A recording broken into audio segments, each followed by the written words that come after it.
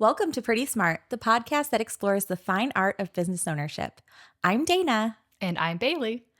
Bailey, what has been going on with you lately? What is new? So many good things. I started wedding season. Yay. So that is the best feeling because my off season is probably about 5 months this year because I don't usually start till April. Right. And I end in like November, December. And so about 2 months into that, I start to get really antsy and then I start to like get excited for my first wedding in the year, and it finally started. Yeah. And it was And you beautiful. had your first wedding and everything went swimmingly. It went amazing. It was so beautiful. It was the most perfect day. It was so colorful. The families were just so much fun to work with and capture. It was a really special day. That's amazing.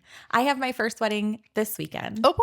So I'm right behind you and super excited. I think it's going to be wonderful. Hopefully the weather cooperates. I think it's going to. And I think we have so. an outdoor ceremony. Oh. So very exciting to have kind of a spring outdoor ceremony. That's always a little risky, but I think it's going to pay off. The weather's looking good. I think so. Yeah. So it's super fun. Yeah. When you're in your off season, do you take that time to like get a bunch of like new ideas and like things that you want to try out once things get going? Or are you just kind of like keeping it pretty status quo? It's a little bit of a balance because, yeah, on the one hand, I'm trying to just like really consciously take a break from photography so I don't burn out and I kind of like miss it. But I also, I want to be looking for different things that are inspiring me or different like techniques I might want to try. So it is a bit of a time for a playground and trying new things. Like I tried out some new lenses over the off season. I played with a film camera, a Super 8 like vintage film camera. That's super fun. It's very in right now. Very in right now. Yeah, it's a little bit of a balance between the two. Did you catch any of the Met Gala fashion? Oh, yes. That was fun. Okay, right? Okay, here, I have to admit something. Yeah. And I know this is a safe space. It is. I'm afraid of what you're going to say. I don't think I understand fashion. I don't believe you. Based on what you're wearing today. I promise I'm not trying to like plant for a compliment. I just don't get it.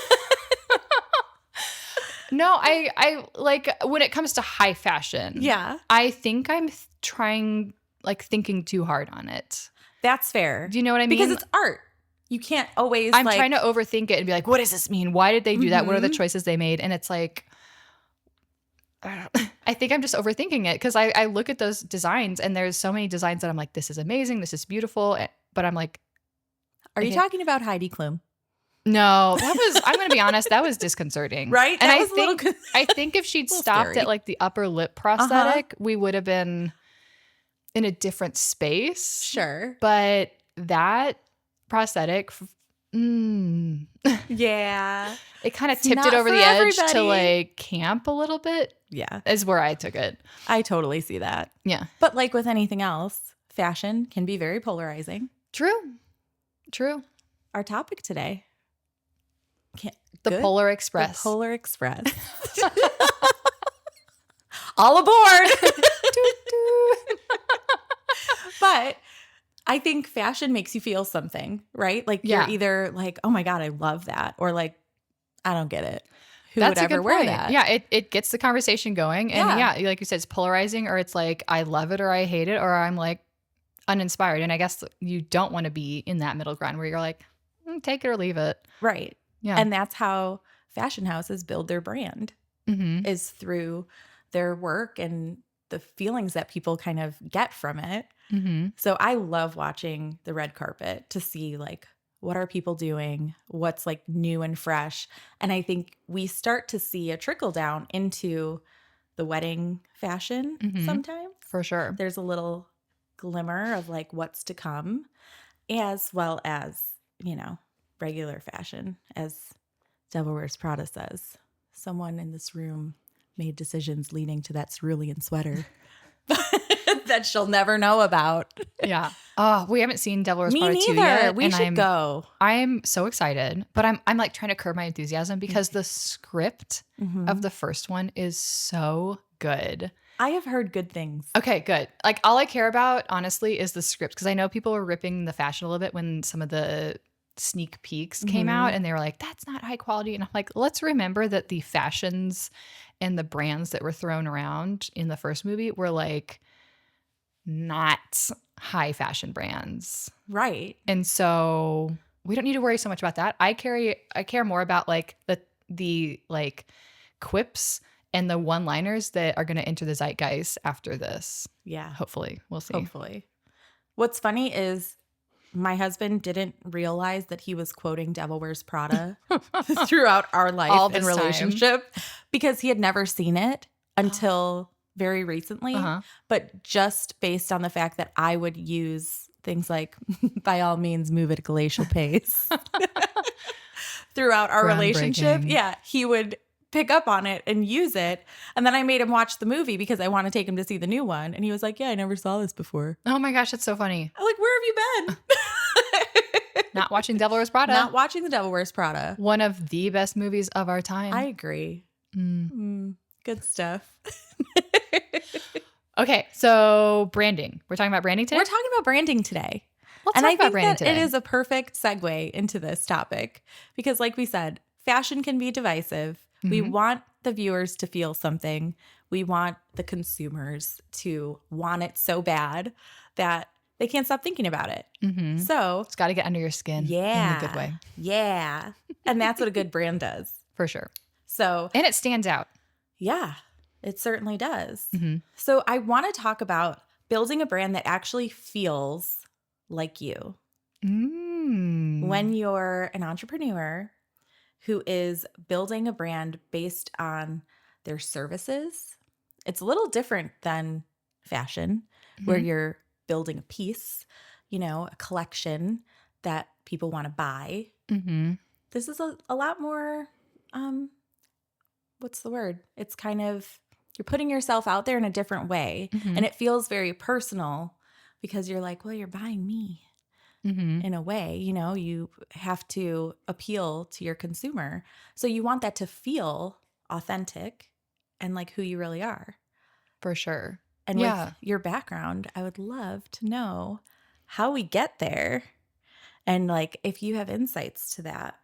Well, I could talk about like branding and marketing for days. I know. That's why I thought this would be a great topic. I get so nerdy about it. I think it's so interesting to think about. That's such a good point that a business that's a service is intrinsically you're selling something so different than a product because the product you can kind of like let be the hero and the visual piece of your brand. But it's your service, you can't necessarily do that. Especially, I mean, my industry or my role is a little bit different in that I technically have a product. Correct. That's true. In that like I can be like, look, my photos are great. Do you like my photos? Whereas for you, it's purely like you don't really have a visual to show. Right. And unless I get those great photos. Thanks, photographers. Yes, that's true. And you can show off your designs and things like that. But the experience so interesting to think about is really hard to market.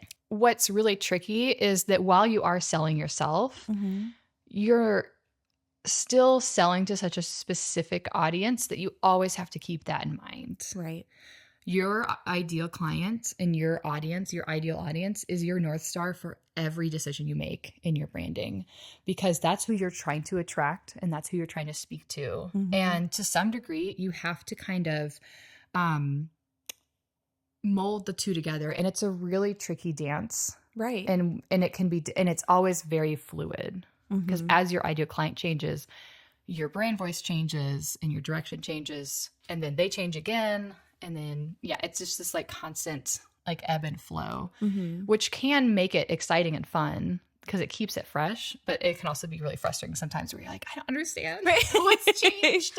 I think something that was hard for me was understanding the difference between like myself and my brand. Yes. Yeah. And just like, what do you think is important? Like, how can you differentiate the two? when you're marketing. I think that's a tricky thing for everyone, especially in your early years of business, because if you don't yet know really who your ideal client is, and that's okay if you don't know who your ideal client is right away, because you kind of can't until you've experienced a lot of different types of clients, different types of work, and you understand more of what you love and don't love and what you are trying to attract more of. And so it's in the beginning, you kind of are focusing a little more on selling yourself. Right. But as you change your clientele or have a firmer idea of who your ideal client is, that shift needs to be made towards speaking less about yourself and less for the client. And so it's really, really a fine line. How do you think someone in business can find their voice and or their style to market to that ideal client? I think it comes down to really knowing who that ideal client is and then thinking about the pieces of your personality or your lifestyle or your interests that align with them. Sure. And that is to say that, like, what I really want to say is that there are definitely pieces of you that you can keep private, you can keep to yourself, and have some boundaries set in your branding and in your personal marketing to make sure that you aren't just like really throwing everything. It's hard to put those like professional boundaries out there to be like, here's what I'm going to share through my marketing and my brand identity. Although those other things are still part of who I am, it's not necessarily important to share for the brand. Right, exactly. Those are things I get it to keep to myself. Yeah. So I just talked about this actually at the Graceful Gathering. And like I said, I love talking about branding. And we talked a lot about like really knowing where to set those boundaries in your business. And so for instance, like my personal boundaries in my social media of what I do and don't share, like I don't share a lot of my husband. I'm married. People know that, but you're not going to see a lot of him on my social media because he's asked to not be included. And that's a boundary he set. And that's a boundary I'm more than willing to uphold for him. Right. And I don't think that it takes away from my connection with my clients. Right. Another one is I have a pretty like eclectic taste in music. I wouldn't say it's like that strange, but I know it doesn't align with my ideal client. So it's just not something I share a lot of. Sure. But what I do know my clients love are my hobbies, needle pointing and gardening and volunteering. Those are great hobbies. You might think by that list that I am 64. I'm not. Shocker. She's not. I just have an old soul, I guess. Yeah. Which I think makes you very versatile. Yeah. Also turns out a lot of my clients are old souls and they really love those hobbies as well. Or they enjoy like learning about those things. Right. Or just find it entertaining. Maybe they just think it's entertaining. But what is important is that I've keyed in to what they connect with. And those are the things I choose to show on my social media and on my personal branding. Right. So like what it goes back to is that your brand and you are two separate things. But there is a Venn diagram where the two overlap. And that is the sweet spot where your personal, like your marketing plan really shines. Yeah. I think that is something that did feel good. That's exactly what I was getting at. I'm just going to add a little tidbit. I think that some business owners struggle with that balance because we are in an age of content, consumer, like people want everything all the time, all at once. So it's like, if you don't have weddings for 5 months because it's our off season, what are we putting out there? Are we just kind of recycling older things to keep our audience engaged? I think that's probably what I lean into. Or just like, hey, how is everybody? Like show my face every once in a while. So there's like a line of professionalism and personal life that I think is sometimes tricky to walk. But like you said, having those boundaries can be really imperative to set from the beginning so that you don't get that like convoluted am I oversharing? And that Venn diagram isn't just like everything all collapsing. Yes. Yes. Oh, that's such a good point. Yeah, that boundary also, or that fine line between sharing and pulling people behind the curtain a little bit, but keeping it professional. Right. And that looks different for everybody because you, again, I don't want to like sound like a broken record, but you just have to know what your ideal client is going to be interested in and resonate with. If it is, you know, information and narratives about your family, your day-to-day life, great, go for it. And so it's really just about figuring out what they are interested in and what is still going to put forward a polished persona. Right. And I think a lot of times now, and especially like with TikTok now on the scene, not that it's like anything new, but that line is getting more and more blurred because different platforms require different levels of professionalism and different communications, different audiences. And so it just makes it even more like muddy. Right. And so I guess what I'm trying to say is like, it's okay to kind of be like feeling it out and figuring it out. I think at the end of the day, you just really have to be cognizant and thinking about what am I comfortable sharing and what would I want to hear, like what feedback would I be willing to have from an ideal client? That like, is so true. You know, do I feel like this is attracting them or making them go, ugh? Yeah. Are they really going to be the professional that I expect or need on my wedding day or in my business or whatever service they're hiring you for? And I think that speaks, again, who are you marketing to? Because I have seen on TikTok planners or photographers that have, you know, mic'd up on a wedding day and they're yelling at people. Oh my gosh.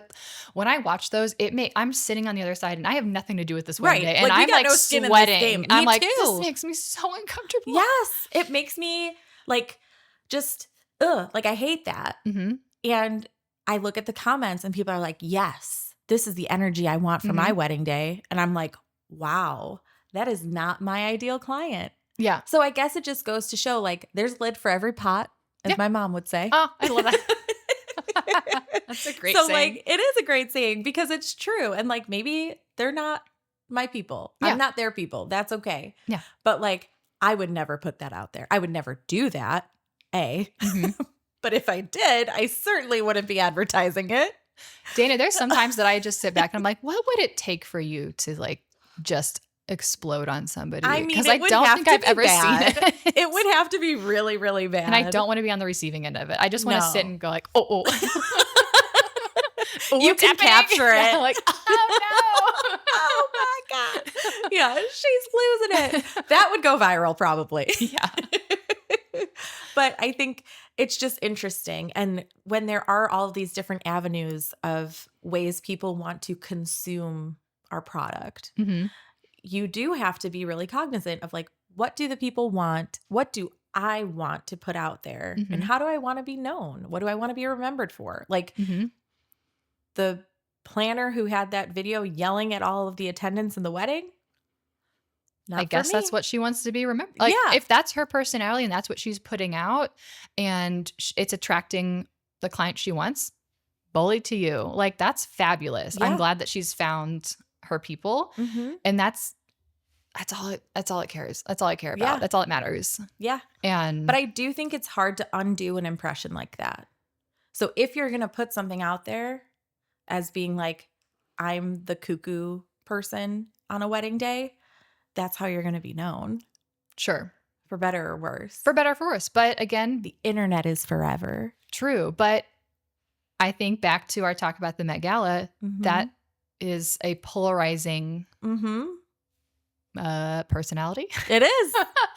And if it's working for her and she's getting, I don't want to like harp on this poor woman. Yeah. It's just such a good example of like how. And there's more than one. Yeah. Yeah. I'm just thinking of that one video I sent you. Yeah. If it's working for her and that if that's like what she wants to be putting out, that's how she likes to work. That's how she thrives. That's her best work, we'll say. And it's attracting people that she wants to be working with, that's really what it comes down to. Yeah. And she's genuinely achieving that goal. Yeah. And so good for her. The success. And if you have your different ways of working and you're putting that out there and it's attracting the clients you want to work with, great. Yeah. And I think another great thing about having like really individualizing your brand and putting a lot of your personality into it with guardrails is that it can really narrow you in on attracting just your ideal clients. Yeah.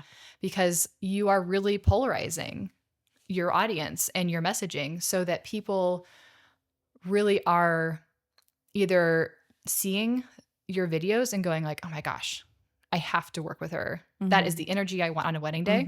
Or they're being like, that is not for me. Right. And both of those things are the right answers. Right. They're both valid. They're both valid. And you want the people who are not interested to be moving on and finding their people. And you want the people that you're trying to attract to be like, heck yeah, I'm hiring her. It's a no-brainer, and making that decision all the easier. Yeah. I also think we should take a shot every time Bailey says ideal client. That would be almost any day. That would be a dangerous game. Yeah. Ideal client.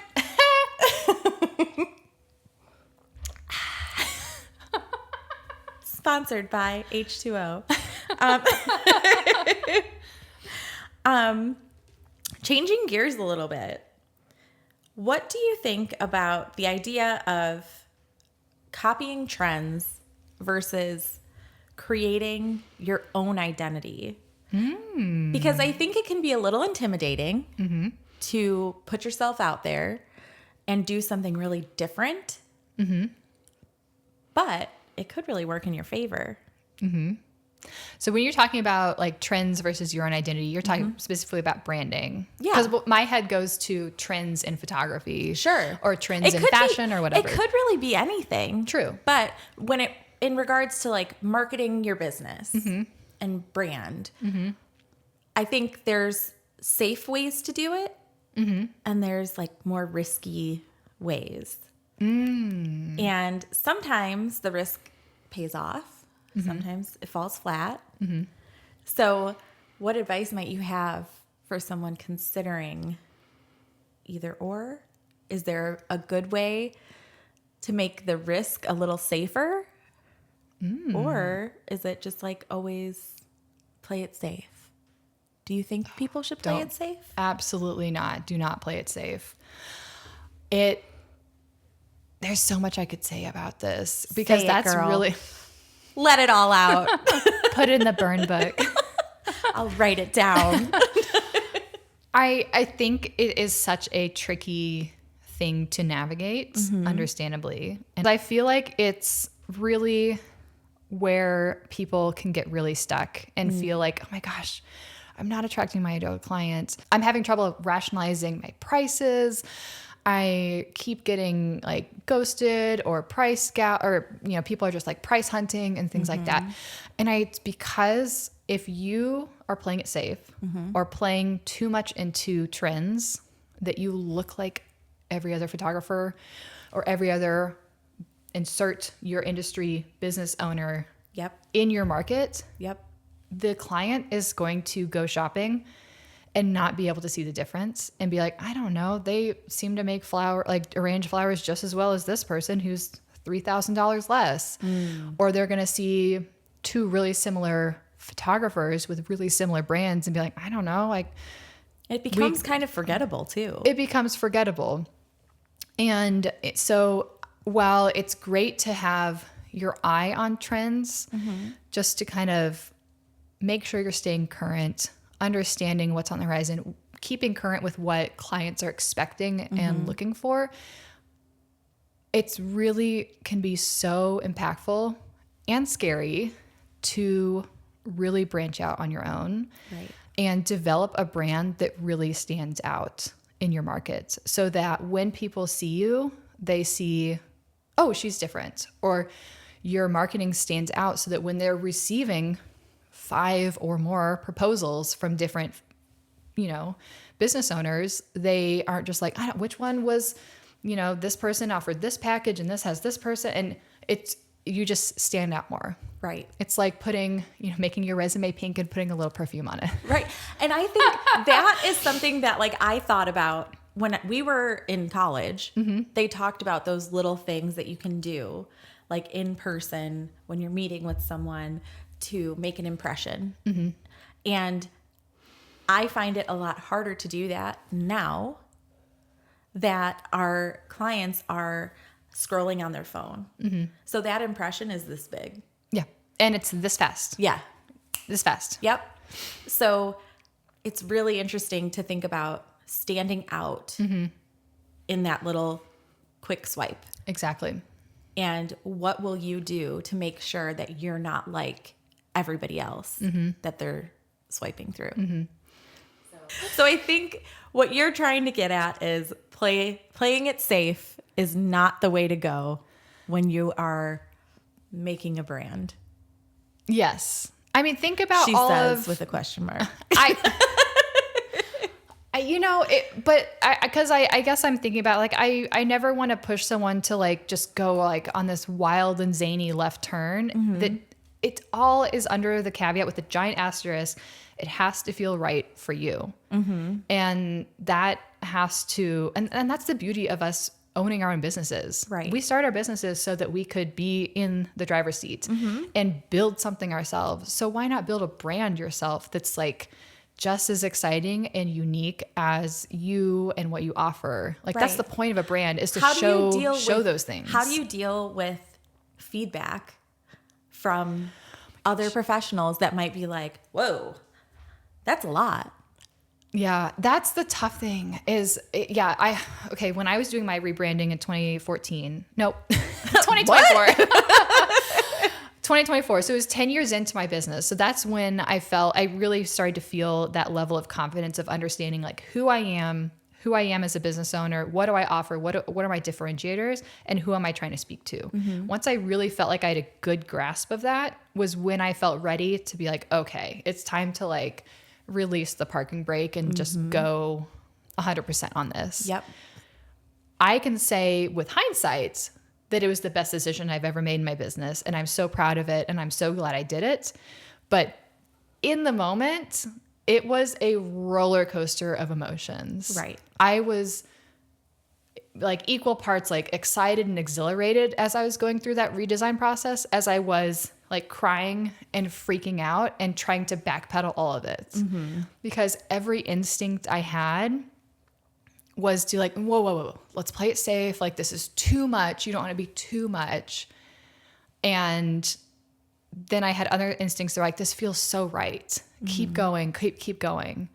And something that actually helped is my husband had this great idea, which was to show the rebrand to a few of my past couples that were ideal clients. That's a great idea. I know. It was one of those things when he suggested it. It was probably like the 5th time that he had to like talk me off a cliff. Only 5? Well, there was more after this. This was the 5th time of 15. Got it. And I was like, I'm really worried that this is going to like, ruin my business, and everyone's going to be like, that's crazy. And he was able to be like, well, you know your ideal client, that they're based off of past clients you've worked with. You have a good relationship with them. Like, reach out to them and see what they think. And I was like, duh. Yeah. What a good idea. And so I did. I reached out to, I think it was like 4 different couples. And I was like, I'm working on something really top secret. Like, you are part of the inspiration, which of course was like, they felt great knowing that. And absolutely. I tried to give them like really clear questions of like, so that they could give some feedback. And they thankfully all were like, I love it. This is great. Like, this would be a no-brainer. How affirming. It was so affirming to be like, okay, if they would love it, like, we're good. Right. And so there's still times though that I do get feedback from like just out in the world or in the industry, things like that. So people are like, oh, your brand is, you can just tell by the language they're using. Like, it's so different or like playful, like they're using like words that you're like, I don't think you mean that as a compliment. Yeah, sure. But maybe it's not for them. But it's not for them. And it does sting sometimes to hear it because, you know, you want to be liked and you want everyone to resonate with your work. But at the end of the day, I have to keep reminding myself that, yeah, it's maybe not for them. And that's kind of the point. And that's okay because it is for the people that I'm trying to attract. Yeah. And that's ultimately what you have to focus on. For sure. I think that's great advice. And it just goes to show that some of the biggest accomplishments can be right on the other side of fear. Oh my gosh. Say that again. Doesn't that, right? It's so true though. Like those biggest, like when we start our businesses, I'm sure we were both like terrified, like, oh boy, like what did I just do? What are we doing? Like, but look at where we are now. And we were so scared and now we're still scared, but in a different way. So now that you are in this place with your rebrand, we are a year or so out from that rebrand. Where do you feel like you are in the cycle of branding? And like, are we at kind of we're going to keep it? Is it ever changing? Well, knowing me, I am constantly tweaking and playing with my brand, but that's just because like I love tinkering and this is like fun for me. Right. And it's like almost like a little bit therapeutic sometimes to be like, oh, I'm just going to go change some images on my portfolio. Yeah. Well, and you constantly have new stuff. True. So I have that luxury of like, I have new visuals often to make those changes. I would say I'm in a maintenance phase right now where I'm attracting who I want to be attracting, and it's helping me kind of push a little higher in the industry, but we will not be far off. I would say about every 9 to 12 months is when I really have to take a second to look at where my brand is, who my ideal clients are, and who my clientele is, and see, okay, are we still aligning? Because has my price point changed, or has who I'm attracting changed, and see how that affects what my branding is going to look like. And that's the hope. That's the hope, is that you're almost like, it's almost, I like to visualize it as like a slinky, except instead of going down the stairs, it's going up the stairs, where it's like one end of the slinky is your brand and the other is your ideal client. Oh, Take a drink. yeah. And as they catapult to a different market or different like price point in the market, your brand then has to catapult up ahead of them, because your brand always needs to be a little bit aspirational, a reasonable amount aspirational. So you're just constantly like catapulting each other up the stairs. Like imagery. Yeah.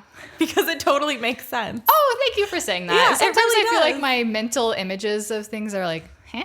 No, I think that really makes a lot of sense. Yeah, they're kind of feeding off each person. other and they're building off of each other, Yes. but it's like this little like they're slingshotting each other forward, if that makes sense. Yeah, I love a slinky. And yeah, you can think of like the pleasing noise there. Are you a metal slinky girl or a plastic slinky girl? It's gotta be metal. I agree. Yeah. Always. Yeah. The important questions. We're asking the tough questions here. I'm glad we got that one out. Me too. Polarizing, perhaps. Metal or plastic slinky? Sound off in the comments. Yep. Okay, is there anything else that we want to touch on for this topic? I understand this can be so overwhelming, and there is a lot of complexity to it, but if you really distill down the whole principles of marketing and branding, it comes down to what are you selling, who are you selling it to, and where are they showing up to make their purchase. And so if you think about kind of following those 3 steps, and first identify, say it with me, your ideal client. And then you figure out what it is that differentiates you from your competition. That's your brand. And then you have to figure out where your clients are showing up and where you can be showing up to get their attention. Is that social media? Is that a specific type of social media, TikTok or Instagram or Facebook? Publications. Yeah. Is it publications? Is it Billboards? Is it billboards? Is it wedding shows and expos? Wherever it is, figure out how to show up in those places. And that's really what it comes down to. You make it sound so simple.